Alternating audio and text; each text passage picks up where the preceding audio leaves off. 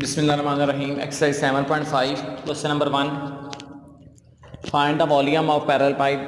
Volume of parallel pipe हम find करेंगे जिसके लिए यू, वी और डब्ल्यू तीन वेक्टर दिए गए हैं।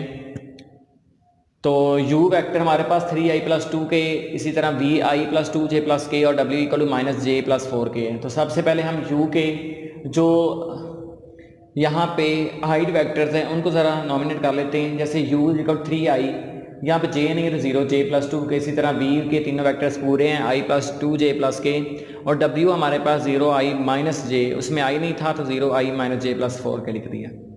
वॉल्यूम पैरेलल पाइप का फार्मूला हमारे पास होता है u.v×w। जब ऐसे वेक्टर्स के दरमियान एक डॉट और एक क्रॉस आ जाए उस वक्त उनका 3/3 का मैट्रिक्स बनाने के बाद उनका डिटर्मिनेंट निकाल लेते हैं।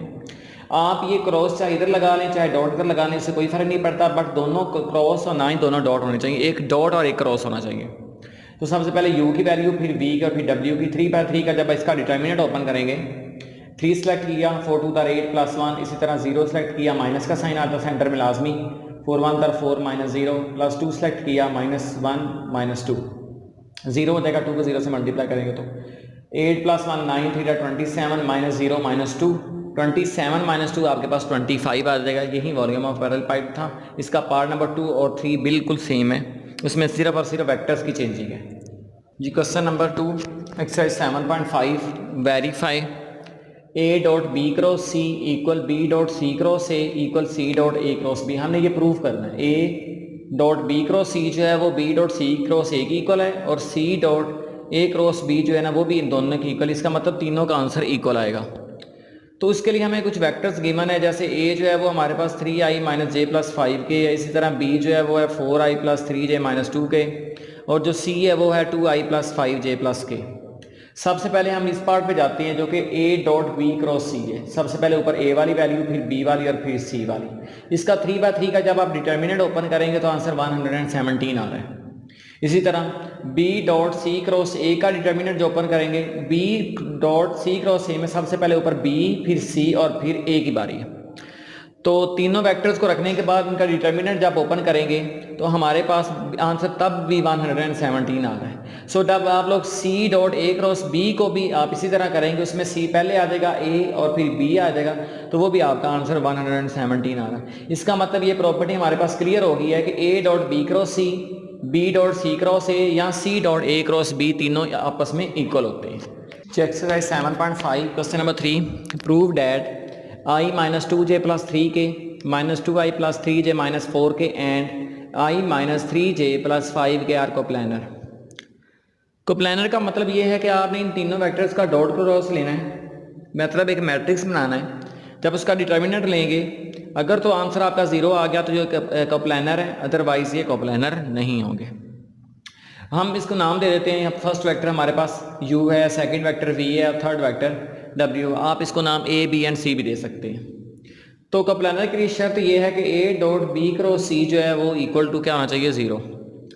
तो हम u.v×w या a.b×c लिख लें या u.v×w भी लिखा जा सकता है, जो कि इक्वल टू किसके होगा, 0 के। सो u.v×w में हमारे पास सबसे पहले u वाली वैल्यू i-2 1 -2 3, v वाली वैल्यू -2 3 एंड -4 और w की वैल्यू हमारे पास 1 -3 एंड 5। जब इसका 3/3 का डिटर्मिनेंट ओपन करेंगे, कैलकुलेशन करने के बाद आपका आंसर क्या आ रहा है, 0।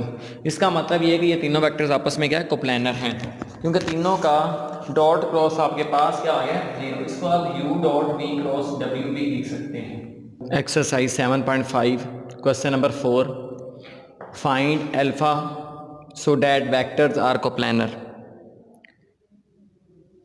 उन्होंने ये कहा हुआ है कि आपने यहाँ से अल्फ़ा की वैल्यू फाइंड करनी है, जो वेक्टर्स दिए गए हैं वो अगर वो कोप्लानर हो। तो कोप्लानर का मतलब ये है कि आपने उसका 3/3 का मैट्रिक्स का डिटर्मिनेंट इक्वल टू 0 रखेंगे तो वो कोप्लानर की डेफिनेशन को सेटिस्फाई करेगा। मीन के a.b×c या फिर u.v×w। अब इसके लिए इसका जो फर्स्ट पार्ट है वो लिखा हुआ है i-j+k, i-2j-3k, 3i-α j+5k। इसको हम नाम दे लेते हैं अकॉर्डिंग a, b, c या फिर u, v और w। फर्स्ट वैल्यू को u कह दिया, सेकंड को v और थर्ड वेक्टर को हमने w कह दिया। कोप्लानर की डेफिनेशन यही है, u dot v cross w equal 0। मतलब ये कि u dot v cross w equal to किसके रखना है, 0 के। जब डॉट और क्रॉस एक ही वैल्यू में आ जाए तो हम उसके मैट्रिक्स बनाते हैं, 3/3 का डिटर्मिनेंट लेके उसको इक्वल टू 0 रखते हैं। कोप्लानर की डेफिनेशन के मुताबिक लिखा गया है कि u dot v cross w, सबसे पहले u वाली वैल्यू, फिर v वाली और फिर w वाली। तो इसका डिटर्मिनेंट ओपन करेंगे। फर्स्ट ये 1 सेलेक्ट किया, ये कॉलम और रो, ये रो छोड़ देनी, इन दोनों का cross multiply 5 to the 10 minus फार्मूले का माइनस माइनस प्लस ये हो जाएगा, ये आ जाएगा 3 अल्फा माइनस ये और माइनस एक फार्मूले का प्लस हो गए 5 माइनस माइनस प्लस 3 3 इधर 9, यहाँ पे एक माइनस ये वाला और माइनस फार्मूले का 9, उसके बाद 1 माइनस अल्फा प्लस 6 इक्वल 0। 1 को अंदर मल्टीप्लाई करेंगे कोई फर्क नहीं पड़ेगा, 9 प्लस 5 14 हो जाएगा, minus alpha plus 6 equal 0। 14 plus 6 20 में से 10 minus 3 alpha minus alpha minus 4 alpha, ये 10 प्लस का उधर जाके क्या हो जाएगा माइनस, ये माइनस और माइनस दोनों कैंसिल, ये 4 मल्टीप्लाई हो रहा है उधर जाके डिवाइड हो जाएगा। इसी तरह इनकी ऊपर नीचे कटिंग हो जाएगी, 2 5 द 10 और 2 2 द 4। अल्फा की वैल्यू हमारे पास क्या निकल आई है, 5/2। इसका पार्ट नंबर 2 भी सेम है, उसमें u v और w जो है वेक्टर्स दिए गए हैं। इसी तरह आपने उनको कोप्लानर इक्वल टू 0 रखना है और वहाँ से अल्फ़ा की वैल्यू जो है निकलना है। अगर हमारे पास यहाँ पे इक्वेशन क्वाड्रेटिक बन जाती है, मतलब अल्फ़ा स्क्वायर बन जाती है अल्फ़ा या अल्फ़ा के बगैर, तब हम उस पर क्वाड्रेटिक फार्मूला भी लगा सकते हैं, कंप्लीटिंग स्क्वायर लगा सकते हैं, या फिर फैक्टराइजेशन करने के बाद अल्फ़ा की 2 वैल्यू भी आ सकती हैं। इसका पार्ट नंबर 2 सेम है, जस्ट वेक्टर्स की चेंजिंग है, u v और w उसको हम डिनोट कर लेंगे और सेम यही प्रोसीजर से हम अल्फ़ा की वैल्यूज़ फाइंड कर लेंगे। Exercise 7.5 question number 5, most important question short के लिए। फाइंड द वैल्यूज ऑफ, हमने इनकी वैल्यूज फाइंड करनी है। लिखा हुआ 2i क्रॉस 2j डॉट के। देखिए हमें नहीं पता कि सबसे पहले हमने क्रॉस करना है या डॉट करना है। अब डॉट और क्रॉस की प्रॉपर्टीज दोनों डिफरेंट है, सो हम इसको डायरेक्ट तो कर नहीं सकते। तो बताया गया यही था कि अगर किसी क्वेश्चन में 3 वेक्टर्स हों और 3 वेक्टर्स के दरमियान में एक डॉट हो और एक क्रॉस हो, तो हम उसका 3/3 का मैट्रिक्स बना के उसका डिटर्मिनेंट लेते हैं। अब हमारे पास ज़रूरी नहीं है कि डॉट बाद में हो या पहले हो, बट एक डॉट होना चाहिए और एक क्रॉस होना चाहिए। 2i क्रॉस 2j डॉट के मैट्रिक्स उसी तरह ही बनेगा। देखिए फर्स्ट वाली वैल्यू अगर i है तो इसके साथ ना ही j है और ना ही क्या है k है, तो 2 हमने लिख लिया। j नहीं है तो 0, k भी नहीं है तो 0। सेकंड वैल्यू हमारे पास है j, तो i नहीं है 0, j 2 है और k भी नहीं है तो वो भी 0 रख लिया। इसी तरह जो थर्ड वैल्यू आपके पास है वो है k। i की पोजीशन यही है, i 0 है, इसी में j भी 0 है और k जो है वो क्या है 1 है। अब इसका हम 3/3 का डिटर्मिनेंट ओपन कर लेंगे। 2 सेलेक्ट किया, इसके साथ कॉलम और रो गायब कर दी, 2 1 था 2 माइनस 0। इस तरह सेकंड वैल्यू माइनस 0 0 माइनस 0। इसी तरह लास्ट वाली वैल्यू 0 होगी, तो इसके ये कॉलम और ये रो छोड़ने से इसको क्रॉस मल्टीप्लाई करें तो ये भी 0 हो जाता है। लास्ट वाली वैल्यू तो सारी 0 होगी, तो 2 2 क्या आ गया 4, यही आपका आंसर है। इसी तरह पार्ट नंबर 2 इसका सेम है।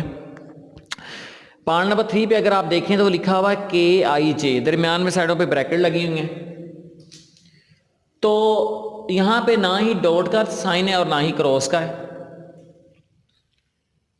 इसका मतलब ये है कि हम खुद से इसको डॉट क्रॉस कर सकते हैं। फर्स्ट वैल्यू में आई डॉट लगा दें और सेकंड में क्रॉस लगा दें, कोई इशू नहीं है। फर्स्ट क्रॉस लगाना या सेकंड डॉट लगा दें।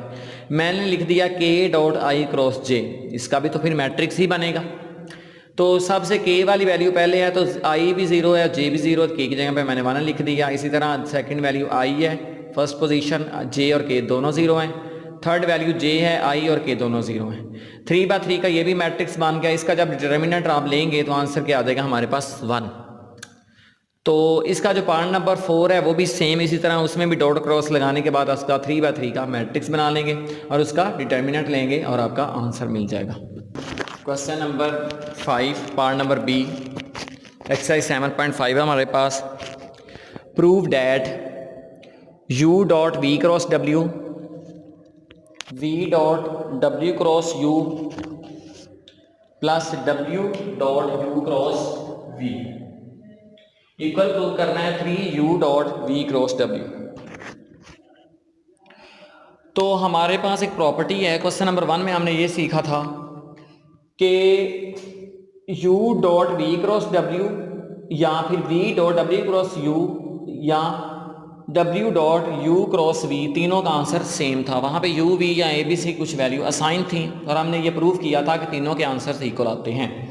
इसका मतलब तो ये हुआ कि हम v dot w cross u को भी u dot v cross w लिख सकते हैं और w dot u cross v को भी u dot v cross w लिख सकते हैं।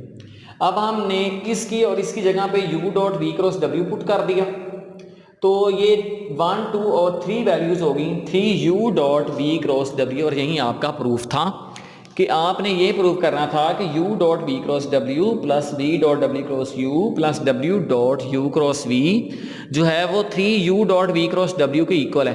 क्योंकि ये तीनों वैल्यूज़ ही इक्वल हैं तो हम इनको ज़रा थोड़ा सा अरेंज कर लेते हैं। तीनों को हम u dot v cross w की फॉर्म में लिख लेंगे, तीनों को ऐड करेंगे तो हमारे पास जो फाइनल आंसर मिलेगा वो मिलेगा 3u dot v cross w। यही आपका प्रूफ था। बिस्मिल्लाहिर्रहमानिर्रहीम। Question number 6 exercise 7.5 find the volume of tetrahedron with vertices. First part इसका a वैल्यू हमारे पास 0, 1, 2, b की वैल्यू 3 to 1, इस तरह c की वैल्यू 1 to 1 और d की वैल्यू 5, 5 और 6। हम इसको कोई और नाम भी दे सकते हैं। Find volume of tetrahedron. Volume of tetrahedron का जो फार्मूला वो हमारे पास होता है 1/6 ab dot ac cross ad। 1/6 ab cross ac, ab dot ac cross ad। अस इसमें a की वैल्यू हमारे पास अगर वेक्टर फॉर्म में लिखें तो 0i plus j plus 2k, b की वैल्यू लिखें तो हमारे पास 3i plus 2j plus k और c की value i plus 2j plus k और d इसी तरह 5i plus 5j plus 6k। सबसे पहले हम ए बी फाइंड करेंगे। ए बी का फाइंड करने का मतलब ये कि हमने बी में से ए को माइनस करते जाना है। 3i में से 0i निकालेंगे 3i, 2j में से 1j निकालेंगे तो j आ जाएगा, k में से 2k निकालेंगे तो माइनस k आ जाएगा। इसी तरह हम ए सी फाइंड कर लेंगे। ए सी फाइंड किस तरह करेंगे, हम c में से a को माइनस कर देंगे। इसी तरह ए डी फाइंड कर देंगे।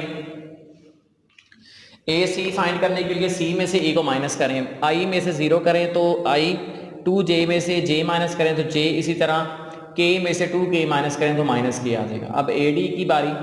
ad का मतलब ये है कि d में से a को माइनस करना है तो 5i में से 0i निकालेंगे तो 5i, 5j में से j निकालें तो 4j, इस तरह 6k में से 2k निकालें तो 4k आ जाएगा।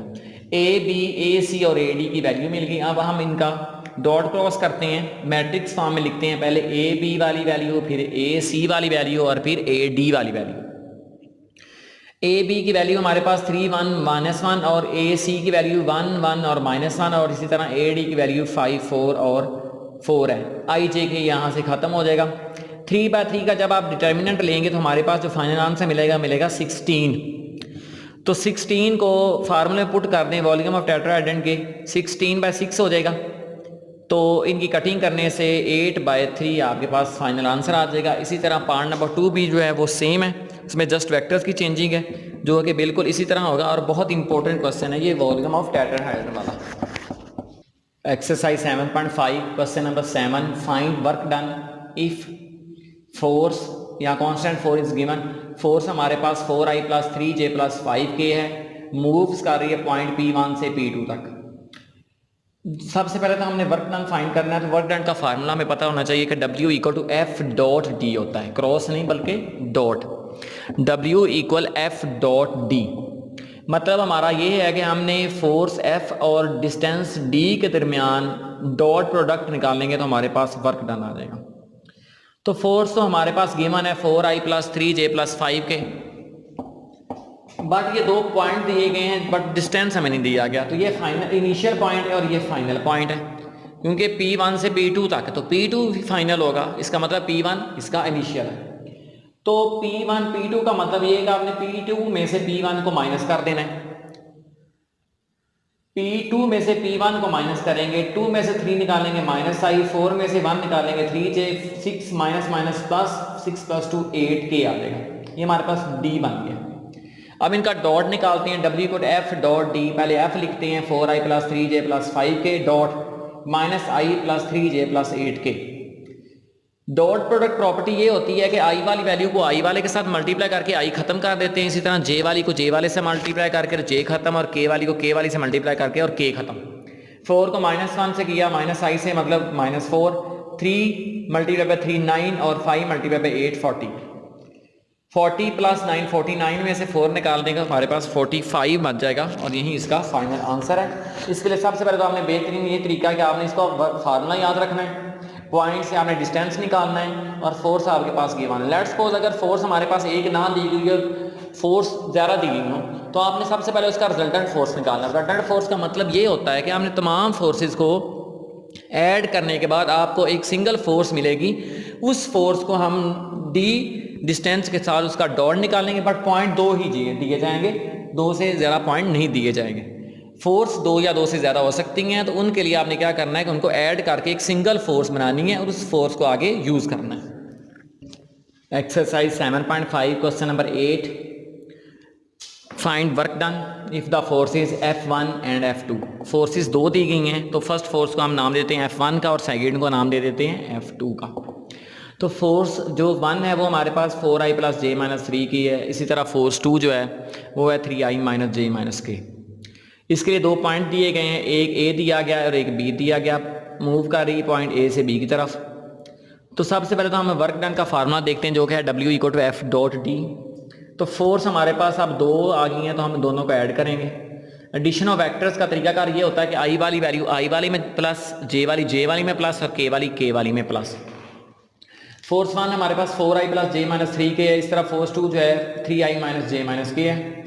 4 plus 3 7 plus j minus j 0j minus 3 के माइनस के माइनस 4। इस तरह d का मतलब डिस्टेंस हमने निकालना है ए बी का, a से b मतलब b में से a को माइनस कर देना। 5 में से 1 निकालें 4i, 4 में से 2 निकालें 2j, 1 में से 3 निकालें माइनस 2 के। d भी निकला है और एक फोर्स भी मिल गई, ये फोर्स मिल गई और ये d है। W equal to F dot D formula, F की वैल्यू पहले लिखेंगे जो है 7i प्लस 0j माइनस 4 के डॉट D की वैल्यू है 4i प्लस 2j माइनस 2 के। तो डॉट प्रोडक्ट प्रॉपर्टी हमारे पास ये होती है कि I वाली वैल्यू को I वाले से मल्टीप्लाई I खत्म, J वाली को J वाली से मल्टीप्लाई J खत्म, और K वाली को K वाली से मल्टीप्लाई और K खत्म। 7 को 4 से मल्टीप्लाई किया तो 28, 0 को 2 से मल्टीप्लाई किया तो 0, माइनस 4 को माइनस 2 से मल्टीप्लाई किया तो 8 प्लस का आ जाएगा। 8 प्लस 0 8, 8 में 28 ऐड करें तो हमारे पास आ जाता 36 आंसर, और यही हमारा वर्क डन खत्म, यही आपका फाइनल आंसर है।